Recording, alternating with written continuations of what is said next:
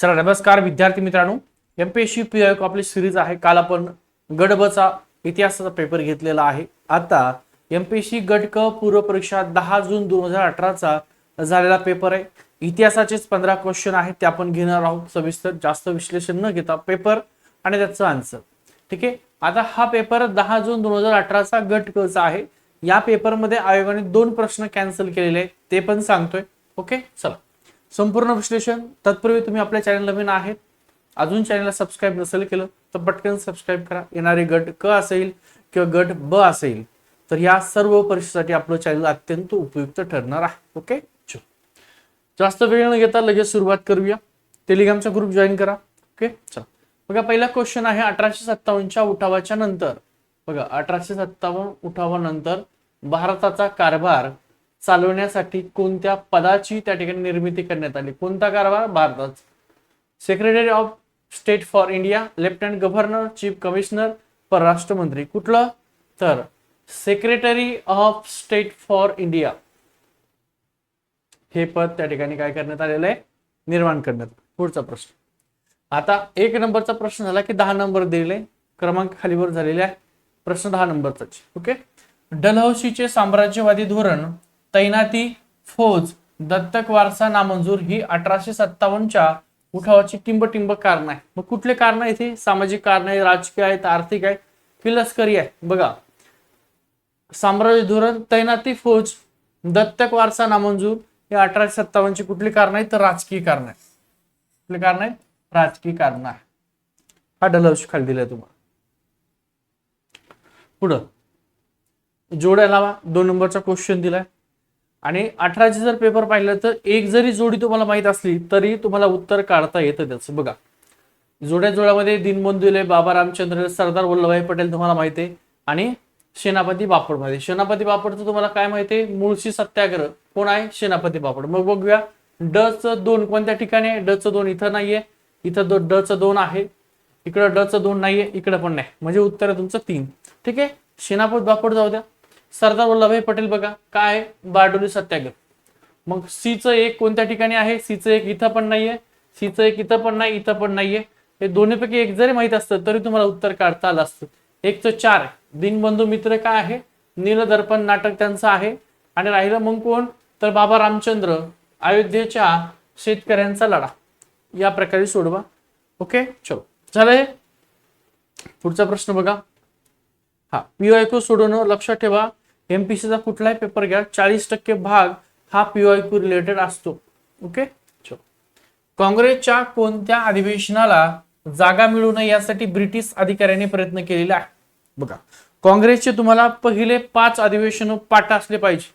अधिवेशन, त्याचा अध्यक्ष, त्याचे ठिकाण, हे 5.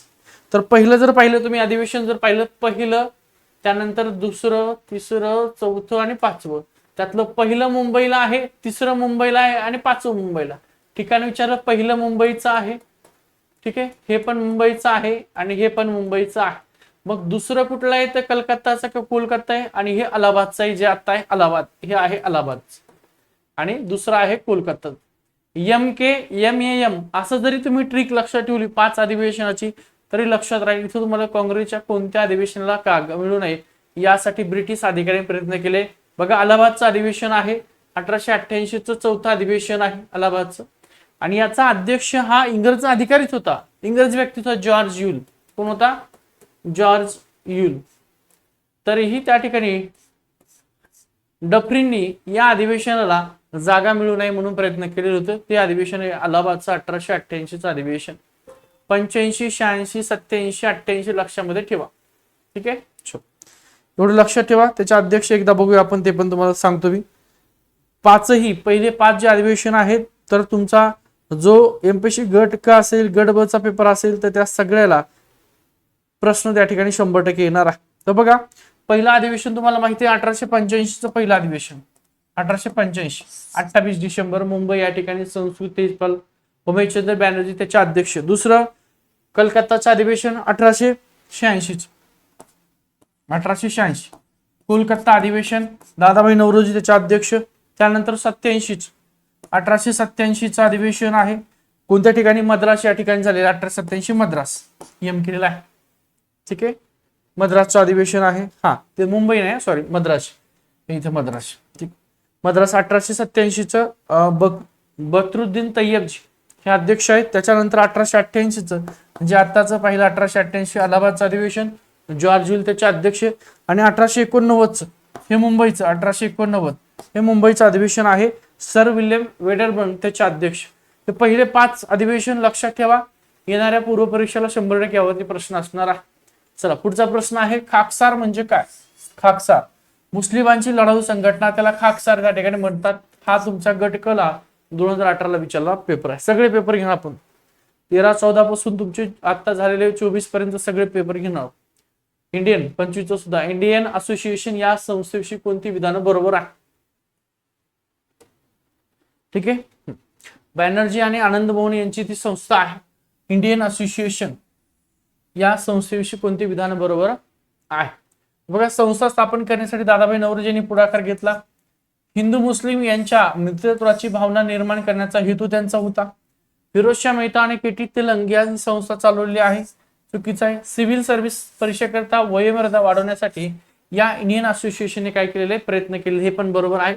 म्हणजे तुमचं बी आणि डी फक्त बरोबर आहे. पर्याय क्रमांक बी आणि डी. बॅनर्जी आणि आनंद मोहन घोष यांची ही इंडियन असोसिएशन संस्था आहे, लक्षात ठेवा. ओके. पुढचं, मराठवाड्यातील पाथरी गावचे देवीदास कांबळे, मराठवाड्यातलं पाथरी गाव आहे, पाथरी गावचे देवीदास कांबळे हे टिंबटिंबचे पुढारी होते. तर मातंग समाजाचे पुढारी होते. 11वीचा जर इतिहास वाचला असेल त्या 11वीच्या इतिहासामध्ये हे दिलेलं आहे. ओके, जुना 11वीचा इतिहास. 9 नंबरचा, मोरेश्वर वासुदेव अभयंकर हे टिंबटिंब येथील होमरूळ चे सक्रिय कार्यकर्ते होते. मग कुठले? मराठवाडा, कोकण, विदर्भ की खानदेश? तर मराठवाड्यातले हे सक्रिय कार्यकर्ते होमरूळ लीगचे. पुढचा प्रश्न आहे, सविनय कायदेभंगा संदर्भामध्ये बघा, महत्वाचा क्वेश्चन आहे, बारकाईने वाचा. असेच प्रश्न असते जे तुमचे मार्क खातात. सविनय कायदेभंग चळवळीची वैशिष्ट्ये कोणती आहेत? 1. खान अब्दुल गफार खान यांच्या नेतृत्वाखाली पठाणांचा सहभाग होता, बरोबर आहे. खाली दिसतंय त्यांची इमेज. ओके. महात्मा गांधींनी केशर ए हिंद ही पदवी सरकारला परत केली. आता लक्षात ठेवा, केशरी ही पदवी महात्मा गांधींनी या जालियनवाला बाग हत्याकांडात दिलेली का परत केली नाही? जालियनवाला बाग हत्याकांड जो झालेला आहे, हा सविनय कायदेभंगात नाही तर जालियनवाला बाग हत्याकांडामध्ये महात्मा गांधींनी केशरी हिंद या पदवीचा त्याग केला, म्हणजे ब चुकीचा आहे. त्यानंतर धारासर इथलं जे मिठाचं सत्याग्रह आहे त्याचं नेतृत्व सरोजिनी नायडू यांनी केलेलं, हे पण बरोबर आहे. स्त्रियांचा या सविनय कायदेभंगामध्ये उल्लेखनीय कामगिरी होती, सहभाग होता, हे पण बरोबर आहे. म्हणजे तुमचं फक्त चुकीचं ब आहे. ए, सी आणि डी बरोबर आहे आणि ए, सी, डी तुमचं पर्याय क्रमांक 3 दिलेला आहे. त्यामुळे अनेक जणांना हे सगळं 4ही बरोबर, तसं ऑप्शन आहे का 4ही बरोबर? ए नाही, हा ऑप्शन बी नव्हतं 4ही बरोबर. त्यामुळे लक्षात ठेवा, केशरी हिंद ही जालियनवाला बाग हत्याकांड झाला त्यावेळेस महात्मा गांधींनी त्यांना दिलेली पदवी जी आहे 1915, तर ती काय केलेली आहे? त्यांनी परत केलेली आहे. चला पुढचा प्रश्न बघा, विदर्भात हिंदुस्थानी लाल सेना. आता हे पेपर आहे तुमचा आयोगाचा, मी थोडा वेगळ्या पॅटर्न मध्ये त्याला काय केलं, डिझाईन केलेला आहे. विदर्भात हिंदुस्थानी लाल सेनेच्या स्थापनेमध्ये पुढीलपैकी कोण होते? विदर्भामध्ये हिंदुस्थानी लाल सेना याची स्थापना झाली, तर याच्यामध्ये कोण होतं पुढील? तर डायरेक्ट उत्तर घेऊ आपण. मदनलाल बांगडे होते, विनायक दांडेकर होते आणि श्याम नारायण काश्मीरी होते. हे 3 जण विदर्भात हिंदुस्थानी लाल सेना होते, त्याच्यामध्ये यांचा सहभाग होता. ओके. पुढचा प्रश्न आहे, पांडुरंग बापट, पांडुरंग महादेव बापट यांच्या समवेत मुळशी जो सत्याग्रह आहे या सत्याग्रहात खालीपैकी कोण सहभागी झालेलं होतं? तुमच्याकडे ऑप्शन आहेत, कृष्णराव भालेकर, दिनकरराव जवळकर, तात्यासाहेब करंदीकर, श्रीपादराव शिंदे. तर तात्यासाहेब करंदीकर हे काय झालेले आहेत? मुळशी सत्याग्रहामध्ये पांडुरंग बापट यांच्यासोबत सहभागी झालेले होते. कोण? तात्यासाहेब करंदीकर. हे खाली मुळशी सत्याग्रहाची इमेज तुम्हाला दिलेली आहे.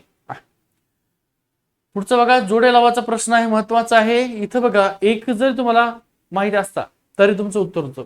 आता यातलं तुम्हाला माहिती असणार कुठलाही ज्ञानसिंधू नाही, ज्ञानसागर, नेट ओपिनियन सुद्धा नाही. ठीक, एक आहे ना, राष्ट्रगोपार जरी तुम्हाला माहित असतं, राष्ट्रगुप्तार कोणाचं आहे? दादाभाई नौरोजी. चला 1/4 इथं आहे का? 1/4 नाहीये. इथं आहे का? इथं आहे 1/4. इथं आहे का? नाही. इथं आहे का? नाही. चला 2 नंबरचा ऑप्शन आहे. बीचं 1. ज्ञानसिंधू कोणाचं आहे? तात्या छत्रे यांचं आहे. सी चं 2 ज्ञानप्रकाश कोणाचा आहे, कृष्णाजी त्र्यंबक रानडे. नेटिव्ह ओपिनियन मग राहिलं एकच सी, कुठलं आहे, सी चं विश्वनाथ मंडलिक. तर अशा प्रकारे तुम्ही काढा. पहिले जे येतं सोपं ते बघून घ्या. ओके, चल पुढचा प्रश्न बघा.